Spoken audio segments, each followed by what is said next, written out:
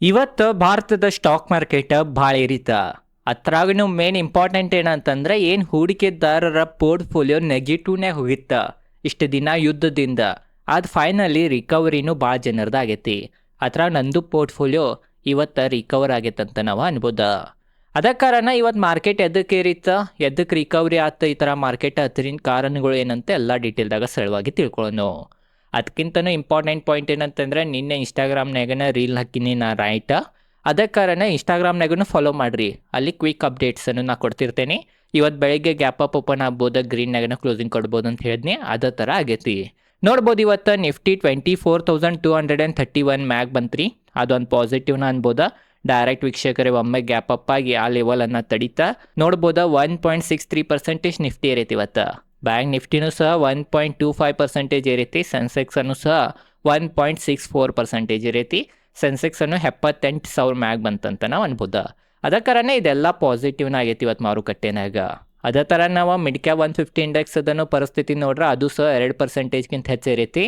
Small cap 250 ಇಂಡೆಕ್ಸನ್ನು 2.32% ಏರೈತಿ. ಅದೇ ಥರ ನಾವು ಸೆಕ್ಟರಲ್ ಪರ್ಫಾರ್ಮೆನ್ಸ್ ನೋಡ್ರೂ ಎಲ್ಲ ಸೆಕ್ಟರ್ ಇವತ್ತು ಪಾಸಿಟಿವ್ನ ಇದಾವ್ರಿ. ಏನು ಐ ಟಿ 3-4 ಸಲ ಮಾರ್ಕೆಟ್ ಗ್ರೀನ್ದಾಗಿದ್ರೂ ಐ ಟಿ ಗ್ರೀನ್ದಾಗ ಇರುವಾತಾಗಿತ್ತು. ಅದ ಕಾರಣ ಭಾಳ ಇನ್ವೆಸ್ಟರ್ಸ್ ಪೋರ್ಟ್ಫೋಲಿಯೋ ನೆಗೆಟಿವ್ನ ಇರತ್ತಿತ್ತು ರೀ ಮಾರ್ಕೆಟ್ ಏರಿದ್ರೂ. ಯಾಕಂತಂದ್ರೆ ಭಾರತದಾಗ ಎಲ್ಲರೂ ಹೆಚ್ಚು ಇನ್ವೆಸ್ಟರ್ಸ್ ಐ ಟಿ ಸ್ಟಾಕ್ಗಳನ್ನು ಹೋಲ್ಡ್ ಮಾಡಿರ್ತಾರೆ. ಯಾಕಂತಂದ್ರೆ ನಾವು ಹಿಸ್ಟೋರಿಕಲ್ ಡೇಟಾ ತೆಗೆದು ನೋಡ್ರೂ ಭಾರತದ ಮಾರ್ಕೆಟ್ನಾಗ ಐ ಟಿ ಕಂಪ್ನಿಗಳನ್ನು ಭಾಳ ರಿಟರ್ನ್ ಕೊಟ್ಟವ. ಅದೇ ಥರ ನಿಫ್ಟಿ ಐ ಟಿ ಇವತ್ತು ನೋಡ್ಬೋದ, ಏನು ಏರ್ವಾತ ಇದು ಭಾಳ ದಿನ ಆತ, ಫೈನಲಿ ಅದು ಏರೈತಿ. ಅದು ಸಹ 2.84% ಏರೈತಿ ಇವತ್ತು. ಅದ ಕಾರಣನೂ ಭಾಳ ಇನ್ವೆಸ್ಟರ್ಸ್ ಪೋರ್ಟ್ಫೋಲಿಯೋ ಇವತ್ತು ಗ್ರೀನ್ದಾಗನೇ ಇದ್ದಾವ, ಅಥವಾ ಎಲ್ಲ ನಷ್ಟವನ್ನು ರಿಕವರ್ ಮಾಡೈತಂತ ನಾವು ಅನ್ಬೋದ. ನಿಫ್ಟಿ ಆಟೋನು ನೋಡ್ಬೋದ 1.53% ಏರೈತಿ. ಬ್ಯಾಂಕ್ ನಿಫ್ಟಿ ಆಲ್ರೆಡಿ ಹೇಳಿದ್ನಿ. ಫೈನಾನ್ಷಿಯಲ್ ಸರ್ವಿಸಸ್ ಮತ್ತು FMCGನೂ 1.5%ಗಿಂತ ಹೆಚ್ಚಿರೈತಿ. ಮೀಡಿಯಾ 2%ಗಿಂತ ಹೆಚ್ಚಿರೈತಿ. ಮೆಟಲನ್ನು 1.77% ಏರೈತಿ. ಫಾರ್ಮಾನು ಏರ್ವಾತೈತ, ಅದು ಸಹ ಇವತ್ತು 1.5% ಏರೈತಿ. PSU ಬ್ಯಾಂಕ್ 1%ಗಿಂತ ಹೆಚ್ಚಿರೈತಿ. ರಿಯಾಲಿಟಿ 2.5% ಏರೈತಿ. ಪ್ರೈವೇಟ್ ಬ್ಯಾಂಕ್ 1.23% ಏರೈತಿ. ಹೆಲ್ತ್ ಕೇರನ್ನು ಸಹ 1.90%, ಅದು ಸಹ 1.5%ಗಿಂತ ಹೆಚ್ಚಿರೈತಿ. ಕನ್ಸ್ಯೂಮರ್ ಡ್ಯೂರೇಬಲ್ಸ್ 2.91% ಏರೈತಿ. ಕನ್ಸ್ಯೂಮರ್ ಡ್ಯೂರೇಬಲ್ಸ್ ಈ ಥರ ಇರಕ್ಕೆ ಮೇನ್ ಕಾರಣ ಏನಂತಂದ್ರೆ ಈಗೇನು ಬೇಸಿಗೆಗಾಲ ನಡೆದೈತಲ್ಲ ರೀ, ಅದ ಕಾರಣ ಜನರ ಫ್ಯಾನ್ AC ಅದು ಭಾಳ ಬಾಯ್ ಮಾಡ್ತಾರೆ. ಅದ ಕಾರಣ ಅದು ಒಂದು ಇದಕ್ಕೆ ಅಡ್ವಾಂಟೇಜ್ ಸಿಕ್ಕಿತ್ತು. ಅದ್ರಾಗ ಮೇನ್ ಇವತ್ತು ಒಳ್ಳೆ ಸುದ್ದಿನೂ ಭಾಳ ಬಂದಾವ, ಅದ್ರ ಬಗ್ಗೆ ಮುಂದೆ ಡಿಸ್ಕಸ್ ಮಾಡೋಣ. ಅದ ಕಾರಣ ಕನ್ಸ್ಯೂಮರ್ ಡ್ಯೂರೇಬಲ್ಸ್ ಇಂಡೆಕ್ಸನ್ನು 2.91%, ಅದು ಸಹ ಸುಮಾರು 3% ಏರೈತಂತ ನಾವು ಅನ್ಬೋದ. ಆಯಿಲ್ ಆ್ಯಂಡ್ ಗ್ಯಾಸನ್ನು 2%ಗಿಂತ ಹೆಚ್ಚು ಏರೈತಿ. ಉಳಿದಿದ್ದು ಕೆಮಿಕಲ್ 2% ಮತ್ತು ಉಳಿದಿದ್ದು ಇಂಡೆಕ್ಸ್ ಅದನ್ನು ಪರಿಸ್ಥಿತಿ ನೋಡ್ಬೋದ. ಎಲ್ಲ ಆಲ್ಮೋಸ್ಟ್ ಇವತ್ತು ಗ್ರೀನ್ದಾಗನೇ ಇದಾವೆ, ಅಥವಾ ಎಲ್ಲಾನು ಗ್ರೀನ್ದಾಗನೇ ಇದಾವೆ ಅಂತ ನಾವು ಅನ್ಬೋದ. ಅದ ಕಾರಣ ಇವತ್ತು ಎಲ್ಲ ಇನ್ವೆಸ್ಟರ್ಸ್ಗೆ ಹಬ್ಬದ ವಾತಾವರಣ ಇತ್ತು ಮಾರ್ಕೆಟ್ದಾಗ ಅಂತ ನಮಗೆ ಗುರ್ತಾಗ್ತೈತಿ. ಬರೀ ಈಗ ಮಾರ್ಕೆಟ್ ಎದಕ್ಕೆ ಏರಿತ, ಮಾರ್ಕೆಟ್ ಈ ಥರ ಇರೋ ಹಿಂದೆ ಮೇನ್ ಕತ್ತಿ ಏನಂತ ಅದ್ರ ಬಗ್ಗೆ ತಿಳ್ಕೊಳ್ಳೋಣ. ಮತ್ತು ಲಾಸ್ಟಿಗೆ ಮಾರ್ಕೆಟ್ ಬಾಟಮ್ ಮಾಡಿತೇನ, ಮಾರ್ಕೆಟ್ ಈಗೇನು ಕುಸಂಗಿಲ್ಲ, ಇಲ್ಲೇ ತಡೆದು ಬಿಡ್ತೇನೆ ಅಂತ ಅದ್ರ ಬಗ್ಗೆನೂ ತಿಳ್ಕೊಳ್ಳೋಣ. ನೋಡ್ರಿ, ಈ ಥರ ಮಾರ್ಕೆಟ್, ಭಾರತದ ಮಾರ್ಕೆಟ್ ಈ ಥರ ಒಳ್ಳೆ ಪರ್ಫಾರ್ಮೆನ್ಸ್ ತೋರಿಸೋ ಹಿಂದೆ ಮೇನ್ ಕಾರಣ ಏನಂತಂದ್ರೆ ಗ್ಲೋಬಲ್ ಮಾರ್ಕೆಟ್ದಿಂದ ಸಂಕೇತಗಳು ಭಾಳ ಪಾಸಿಟಿವ್ ಬರತ್ತಿದ್ದು. ನಿನ್ನೆ ಮಾರ್ಕೆಟ್ ನಮ್ಮದು ಕ್ಲೋಸ್ ಇತ್ತು, ಪರಿಣಾಮ ಇವತ್ತು ಡೈರೆಕ್ಟ್ ಇವತ್ತು ಒಂದೇ ದಿನದ ನೆಕ್ ಕಾಣಿತಂತ ನಾವು ಅನ್ಬೋದು. ನೋಡ್ರಿ, ಒಂದೇ ಮೇನ್ ರೀಸನ್ ಮಾರುಕಟ್ಟೆ ಈ ಥರ ಇರಾಕ ಒಂದೇ ಮೇನ್ ರೀಸನ್ ಏನಂತಂದ್ರೆ ಸೀಸ್ ಫೈರ್. ಇರಾನ್ ಮತ್ತು US ನಡುಕ ಸೀಸ್ ಫೈರ್ ಇನ್ನೂ ಕಂಟಿನ್ಯೂ ಐತ್ರಿ. ಇನ್ನೂ US ಇರಾನ್ ಮ್ಯಾಗ ದಾಳಿ ಮಾಡಿಲ್ಲ, ಇರಾನೂ ಸಹ US ಮಿತ್ರ ರಾಷ್ಟ್ರಗಳ ಮೇಲೆ ಅದು ದಾಳಿ ಮಾಡಿಲ್ಲ. ಅದ ಕಾರಣ ಇನ್ನೂ ಮಿಡಲ್ ಈಸ್ಟ್ ಕಂಟ್ರಿಗಳ್ನಾಗ ಶಾಂತಿ ಐತಿ. ಅದ ಕಾರಣ ಇದು ಒಂದು ಇಂಪಾರ್ಟೆಂಟ್ ಪಾಯಿಂಟ್ ಆತ. ಇಷ್ಟು ದಿನ ಮಾತುಕತೆಯಾಗಿ 1 ವಾರ ಆಗಿ ಬಂತ್ರಿ ಈಗ, ಆದ್ರೂ ಸಹ ಇನ್ನೂ ಶಾಂತಿ ಐತನೋ ಕಾರಣದಿಂದ ಇದು ಒಂದು ಒಳ್ಳೆ ಸುದ್ದಿ ಆತ್ ಮಾರುಕಟ್ಟೆಗೆ. ಅದ ಕಾರಣ ಮಾರುಕಟ್ಟೆ ಏರೈತೆ ಅಂತ ನಾವು ಅನ್ಬೋದ. ಎರಡನೇದು ಏನಂತಂದ್ರೆ, ಡೊನಾಲ್ಡ್ ಟ್ರಂಪ್ ಅವರ ಏನು US ಫಾಕ್ಸ್ ನ್ಯೂಸ್ ಅಂತ ಐತಿ, ಅಲ್ಲಿ ಇಂಟರ್ವ್ಯೂನಾಗ ಒಂದು ಹೇಳಿಕೆ ಕೊಟ್ರ. ಅದೇನಂತಂದ್ರೆ, we are close to end of the war ಅಂತನೂ ಡೊನಾಲ್ಡ್ ಟ್ರಂಪ್ ಅವರ ಆ ಇಂಟರ್ವ್ಯೂನಾಗ ಹೇಳಿಕೆ ಕೊಟ್ರ. ಅಂತಂದ್ರೆ ನಾವು ಯುದ್ಧ ಮುಗಿಸೋ ಸಮೀಪದಾಗನೇ ಇದ್ದೀವಿ ಅಂತ ಫಾಕ್ಸ್ ನ್ಯೂಸ್ ಮ್ಯಾಗ ಡೊನಾಲ್ಡ್ ಟ್ರಂಪ್ ಅವರು, US ಪ್ರೆಸಿಡೆಂಟ್ ಆದ ಡೊನಾಲ್ಡ್ ಟ್ರಂಪ್ ಅವರ ನಿನ್ನೆ ಹೇಳಿಕೆ ಕೊಟ್ರ. ಅದ ಕಾರಣ ಇದು ಒಂದು ಪಾಸಿಟಿವ್ ಅಂತ. ಬಟ್ ಡೊನಾಲ್ಡ್ ಟ್ರಂಪ್ ಅವರ ಗಿರ್ಗಿಟ್ಗತ್ಲೆ ಬಣ್ಣವನ್ನು ಚೇಂಜ್ ಮಾಡ್ತಾರೆ, ಅದೇನು ಹೇಳಕ್ಕೆ ಬರಂಗಿಲ್ಲ. ಆದ್ರೂ ಸಹ ಈ ಒಂದು ಹೇಳಿಕೆಗೆ ಮಾರುಕಟ್ಟೆ ಒಂದು ಒಳ್ಳೆ ರೀತಿಯಿಂದ ನೋಡಿತಾ ಪಾಸಿಟಿವ್ ತೊಗೊಂತ. ಅದ ಕಾರಣನೂ ಮಾರ್ಕೆಟ್ ಪಾಸಿಟಿವ್ ಐತಿವತ್ತಂತ ನಾವು ಅನ್ಬೋದ. ಅದ್ರಾಗೂ ಮೇನ್ ಡೊನಾಲ್ಡ್ ಟ್ರಂಪ್ ಅವ್ರಿಗೂ ಈ ಯುದ್ಧನ್ಯಾಗ ಹೊಕ್ಕಿ ಸಾಕಾಗೈತ್ರಿ. ಅವ್ರಿಗೂ ಸಹ ಈಗ ಈ ಯುದ್ಧದಿಂದ ಹೊರಗೆ ಬರೋದೈತಿ. ಯಾಕಂತಂದ್ರೆ US ಮಿಡ್ ಟರ್ಮ್ದು ಎಲೆಕ್ಷನ್ ಇದಾವ, ಅದ್ರಾಗ ಇವ್ರ ಮೊದಲ ಪಾಪ್ಯುಲಾರಿಟಿ ಕಮ್ಮಿ ಆಗತೈತಿ. ಅದ ಕಾರಣ ಇವ್ರೂ ಸಹ ಈಗ ಯುದ್ಧದಿಂದ ಹೊರಗೆ ಬಂದ ಮತ್ತು ಯಾವ ಥರ ಅಮೇರಿಕಾದ ಎಕನಾಮಿಯನ್ನು ನಾವು ಸಂಭಾಳಿಸ್ಬೇಕು, ಯಾವ ಥರ ನಾವು ಅದನ್ನು ಮತ್ತು ಗ್ರೋತ್ನಾಗ ಒಯ್ಬೇಕಂತನೂ ಯೋಚನೆ ಮಾಡತ್ತಾರ. ಅದ ಕಾರಣ ಈ ಒಂದು ಸುದ್ದಿದಿಂದ ಇವತ್ತು ಮಾರ್ಕೆಟ್ ಈ ಥರ ಪಾಸಿಟಿವ್ ಕ್ಲೋಸಿಂಗ್ ಕೊಟ್ಟೈತಂತ ನಾವು ಅನ್ಬೋದ. ಮತ್ತೊಂದು ಏನಂತಂದ್ರೆ ಏನಿದೆ ಮಾತುಕತೆ ಐತಿ, ಏನಿದೆ US ಮತ್ತು ಇರಾನ್ ನಡಕ್ಕೆ 1 year ರೌಂಡ್ ಮಾತುಕತೆ ಆತ. ಅದ್ರಾಗೇನು ಪರಿಹಾರ ಸಿಗ್ಲಿಲ್ಲ, ಪರಿಹಾರ ಹೊಂಟ್ಲಿಲ್ಲ, ಮಾತುಕತೆ ಫೇಲ್ ಆತ, ಪೀಸ್ ಟಾಕ್ ಏನಿತ್ತದ ಫೇಲ್ ಆತ. ಆದ್ರೂ ಸಹ ಇದ ವಾರ್ನಾಗ ಖರೆ ಅಂದ್ರೆ ನಾಳೆನ ಅನ್ನತ್ತಾರ, ಬಟ್ ನಾಳೆ ಆಗೋ ಡೌಟ. ಬಟ್ ಇದ ವಾರ್ನಾಗ ಸ್ಯಾಟರ್ಡೆ ಅಥವಾ ಸಂಡೇ ಅಥವಾ ನಾಳೆ ದಿನಾನ ಮತ್ತೊಂದು ರೌಂಡದ ಬೇಟಕ್ ಆಗ್ಬೋದು ಅನ್ನತ್ತಾರಿ US ಮತ್ತು ಇರಾನ್ ನಡಕ. ಇಸ್ಲಾಮಾಬಾದ್ನಾಗ ಮತ್ತೊಂದು ಯಾವುದೋ ದೇಶ ಐತಿ, ಅದ್ರದ್ದು ಹೆಸರು ಹೇಳ್ಬಿಡ್ತೇನೆ. ಇಸ್ಲಾಮಾಬಾದ್ ಅಥವಾ ಗೆನೆವಾನ 2ನೇ ರೌಂಡದ ಮಾತುಕತೆ ಆಗ್ಬೋದಂತ ಅನ್ನತ್ತಾರ. ಅದ ಕಾರಣ ಇದು ಒಂದು ಒಳ್ಳೆ ಸುದ್ದಿ. ಯಾಕಂತಂದ್ರೆ ಮಾತುಕತೆಯಲ್ಲೇನ ಒಂದು ಪರಿಹಾರ ಬರ್ತೈತಿ, ಒಂದು ಯಾವುದೇ ರಸ್ತೆ ಹೊಂಡ್ತೈತಿ. ಅದ ಕಾರಣ ಮತ್ತೊಂದು ರೌಂಡ್ ಮಾತುಕತೆ 2 ದೇಶಗಳು ಒಪ್ಕೊಂಡವ. ಅದ ಕಾರಣ ಇದು ಒಂದು ಒಳ್ಳೆ ಸುದ್ದಿ ಆತ. 2 ದೇಶದ ಉದ್ದೇಶ ಯುದ್ಧ ನಿಲ್ಸೋದನ್ನ ಐತಂತನೂ ನಮಗೆ ಗೊತ್ತಾಗತೈತಿ. ಅದ ಕಾರಣನು ಈ ಒಂದು ಸುದ್ದಿಗೆ ಮಾರ್ಕೆಟ್ ಪಾಸಿಟಿವ್ ರಿಯಾಕ್ಷನ್ ತೋರಿಸಿತಿವತ್ತಂತ ನಾವು ಅನ್ಬೋದ. ಮತ್ತೊಂದು ಏನಂತಂದ್ರೆ ಕ್ರೂಡ್ ಆಯಿಲ್ ಪ್ರೈಸನ್ನು ಡೌನ್ ನಡೆದವ. ಆದ್ರೂ ಸಹ $90 ಸಮೀಪನ ಟ್ರೇಡ್ ಆಗತ್ತವ. ಯಾಕಂದ್ರೆ ಇವೆಲ್ಲ ರಿಪೋರ್ಟ್ಗಳಿಂದ ನ್ಯೂಸ್ ಬರತೈತಿ, ಇನ್ನೂ ಆಗಿಲ್ಲ.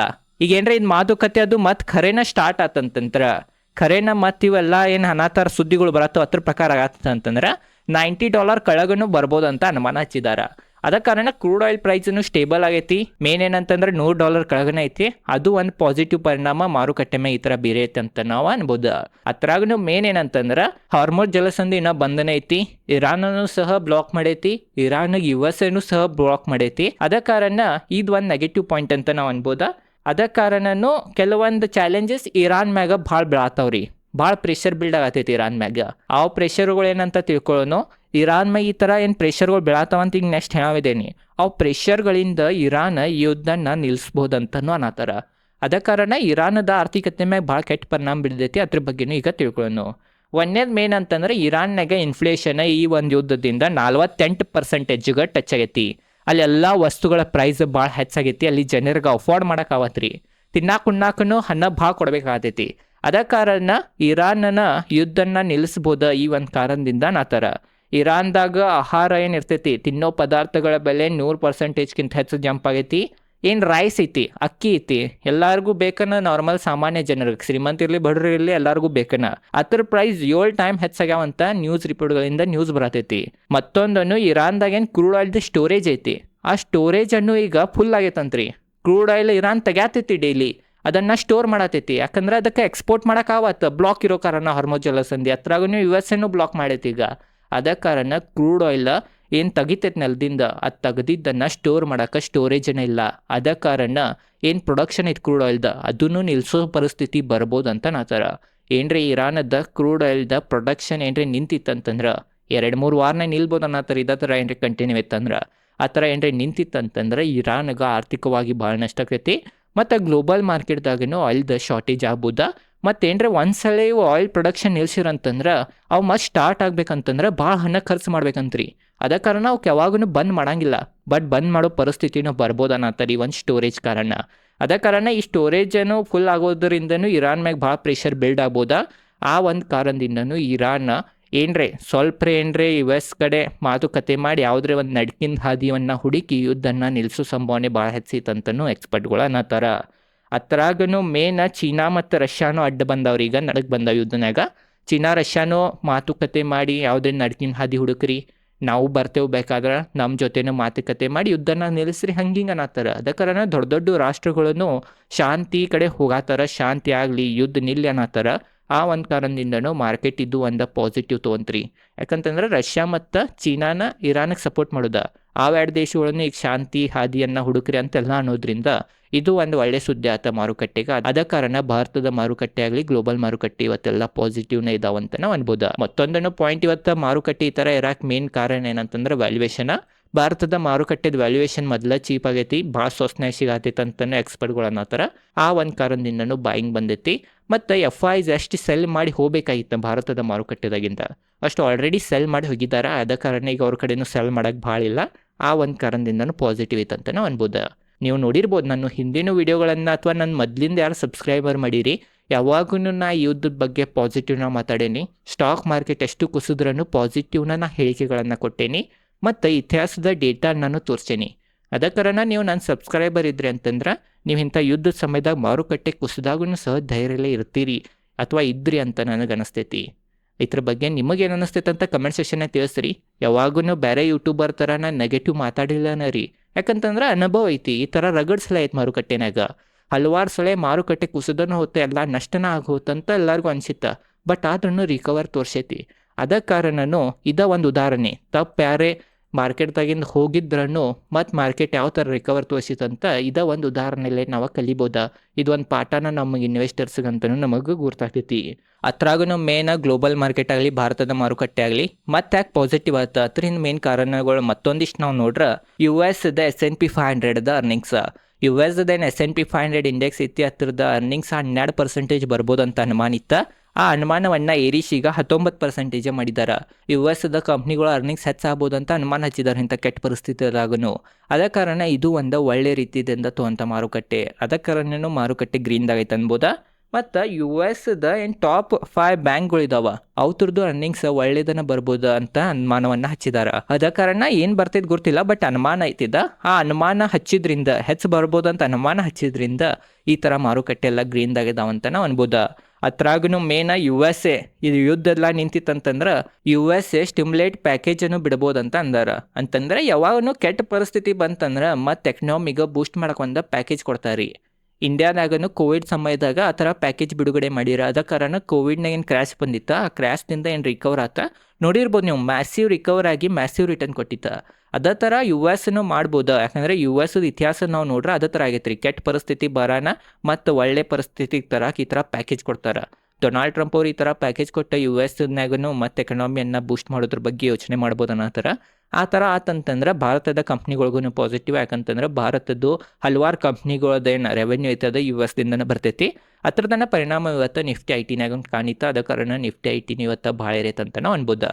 ಪ್ರಮುಖವಾಗಿ ಇವೆಲ್ಲ ಕಾರಣಗಳಿದ್ದು, ಇವೆಲ್ಲ ಕಾರಣದಿಂದ ಮಾರುಕಟ್ಟೆ ಈ ಥರ ಗ್ರೀನ್ದಾಗನ ಐತಂತ ನಾವು ಅನ್ಬೋದ. ಈಗ ಬರೀ ಲಾಸ್ಟ್ ಕ್ವಶನ ಮಾರ್ಕೆಟ್ ಬಾಟಮ್ ಮಾಡೈತೋ ಇಲ್ಲೋ ಅಂತ ಅದ್ರ ಬಗ್ಗೆ ತಿಳ್ಕೊಳ್ಳೋದು. ನೋಡ್ರಿ, ಮಾರ್ಕೆಟದ ಬಾಟಮ್ ಮಾರ್ಕೆಟದ ಟಾಪ್ ಯಾರಿಗೂ ಕಂಡು ಹಿಡಿಯಕ್ಕೆ ಸಾಧ್ಯ ಇಲ್ಲ, ದೇವ್ರನ್ನ ಬಿಟ್ಟಂತ ಎಲ್ಲ ಎಕ್ಸ್ಪರ್ಟ್ಗಳು ಅಂತಾರೆ. ಅದ ಕಾರಣ ನಾವು ಬಾಟಮ್ ಆಗೈತೋ ಟಾಪ್ ಆಗೈತೋ ಏನೂ ಕಂಡು ಹಿಡಿಯೋದು ಬೇಡ. ಯಾಕಂತಂದ್ರೆ ಅದು ಸಾಧ್ಯನೇ ಇಲ್ಲ. ಯಾರೇ ಇದ ಬಾಟಮ್ ಇದೋ ಟಾಪ್ ಹೇಳತ್ತಾನಂತ ಯಾರೇ ನಿಮ್ಗೆ ಕಾನ್ಫಿಡೆನ್ಸ್ಲಿ ಹೇಳಿದಂತ ತಿಳ್ಕೊರಿ, ಆ ವ್ಯಕ್ತಿ ಸುಳ್ಳು ಹೇಳತ್ತಾನಂತ ತಿಳ್ಕೊಂಬಿಡೋದು ನೀವು. ಅದ ಕಾರಣ ಇದು ಬಾಟಮ್ ಐತೋ ಟಾಪ್ ಐತೋ ನೋಡೋದು ಬೇಡ. ನಮ್ದು ಕೆಲಸ ನಮ್ದು ಹೂಡಿಕೆದಾರರ ಕೆಲಸ ಏನಂತಂದ್ರೆ ಒಳ್ಳೆ ಕಂಪ್ನಿಗಳನ್ನು ಚಲೋ ವ್ಯಾಲ್ಯೂಯೇಷನ್ ಮ್ಯಾಗ ಬಾಯ್ ಮಾಡೋದ, ಲಾಂಗ್ ಟರ್ಮ್ ತನಕ ಇಡೋದ. ಇಷ್ಟೇ ನಾವು ಮಾಡೋದ. ಆಮ್ಯಾಗ ಏನಾಗ್ತಿತ್ತು ತಂತನ ಆಗ್ತೈತಿ. ಇದು ನಿಮಗೆ ಗುರ್ತ ಇರ್ಬೇಕು. ಮತ್ತೊಂದು ಏನಂತಂದ್ರೆ ಮಾರ್ಕೆಟಿಗೆ ಯುದ್ಧ ನಿಲ್ಲಬೋದಂತನೂ ಅಂದಾಜು ಹತ್ತೈತಂತ್ರಿ.